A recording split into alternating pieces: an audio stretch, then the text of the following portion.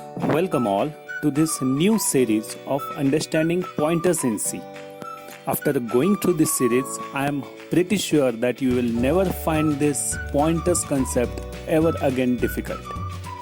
So let us see what is this pointer that we are talking about. But before directly rushing into pointers, we will first revise some concepts that we know about variables. For that, let us imagine this shelf as our computer memory, where each block represents 2 bytes of memory. Now when I write instruction INT A in the program, computer randomly selects any one slot as A.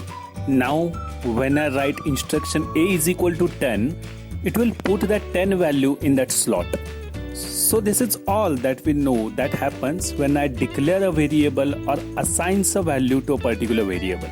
But have you ever wondered what actually happens inside the computer? Let's check that out. In reality, computer remembers its memory by numbers, where each number represents that particular block or byte. In technical terms, it is called as memory address of that particular byte. Now let's write the 2 instructions again. Now when we write INT A, computer understands that we want to store integer data and it randomly assigns you any one slot for storing your data.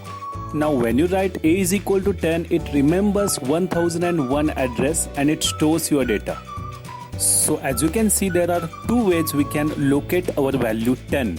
First, using variable name A, we will call it as LHS side that we have always used, and second that we are more concerned about is by its memory address, which is 1001, which is the RHS side. So friends, this is nothing but the pointers concept in C that we are about to study, or our RHS side.